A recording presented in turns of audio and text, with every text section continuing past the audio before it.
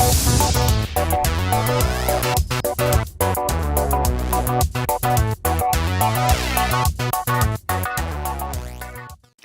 guys, Cold2 here. I thought I'd talk about the subject today of what is simulated reality. Now, maybe you've heard of simulated reality before in movies such as The Matrix or other popular culture, but you don't necessarily understand what it is. So I thought today we'd dive into this a little bit and have a fun little discussion. So, first of all, let me try to explain to you through an explanation and a demonstration of what simulated reality is. First of all, let's imagine we have a person named George.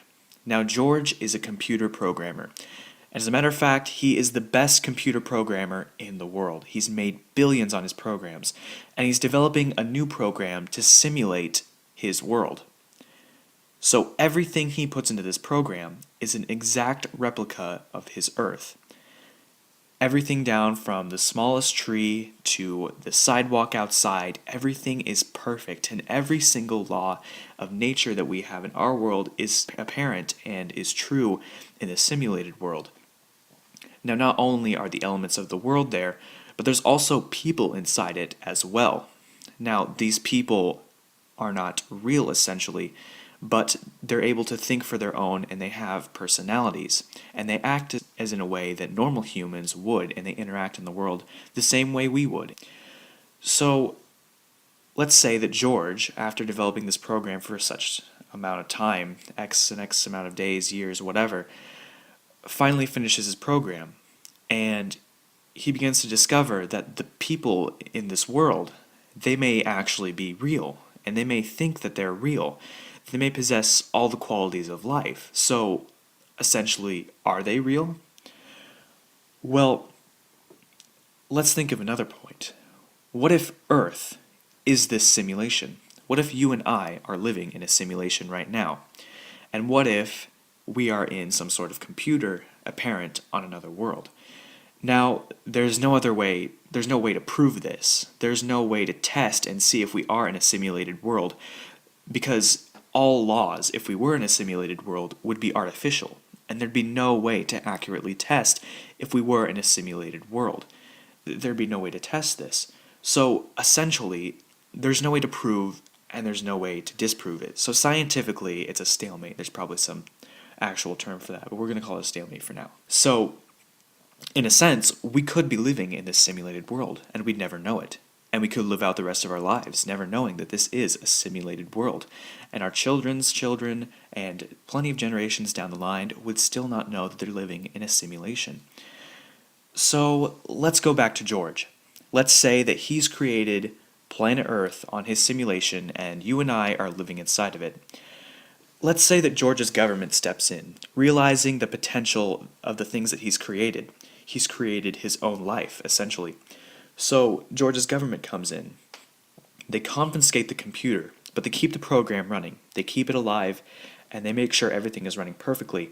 But the governing body tries to vote on what the right thing to do in this situation is.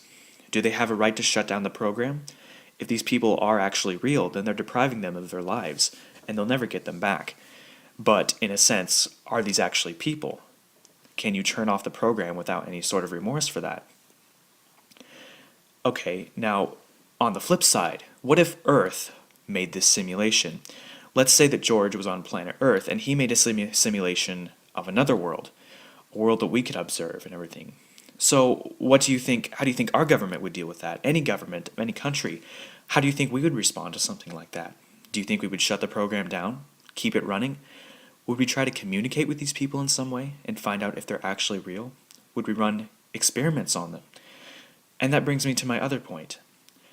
Now, there's a popular video game series out there called Fallout. And in this game, there's Armageddon, nuclear war, whatever, but there's these safety vaults that a bunch of people are kept safe in. But they're actually social experiments on the people that live inside them.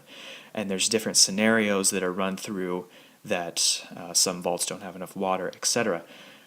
What if that's the same thing that's happening right now? Let's imagine in the world that created the simulation of Earth, let's go back to that George lives in the other world, and he created a simulation that you and I are living in right now. What if in his world, everything is peaceful? There's only one religion, one language, and one race of humans. But the scientists and the philosophers in that other world wanted to decide what would happen if we had a diversity of languages, races, and religions. And they ran this simulation with all these different components and variables in it, and they saw how this played out. And they saw that, wow, people, if they're diverse in this way, they start wars and they fight and they don't get along, unlike how we have. So what if that's what this is? What if that's the only reason for this? What if the other world just wanted to see how their world would have turned out if there was a diversity in this way, if humans couldn't communicate in the way that they could on their world, and they put up barriers between themselves? So, essentially, again, there's no way we can really prove this, but let's go on to my final point. Now, let's say that you and I live in a simulated world. Okay, you're hearing my voice right now, and you know that you're real, but do you know that I'm real? Are you absolutely sure that you know that the voice that you're listening to right now, is it real? Am I part of the computer simulation, only existing to make your life more interesting and help along with the experiments that may be tested around you? What if your friends, your family, they're all part of the computer simulation, and you're the only real person on Earth in this simulated world? Of course, I would swear up and down that I'm real, and you would swear up and down that you're real. But as we discussed earlier, there's no way to test who's real and who's not. So essentially, everyone around you could be part of this simulation, and you in your own sense might not be. You could be the only conscious person in this simulation, only existing to satisfy the experiments of the host server, whoever is running these experiments and these simulations.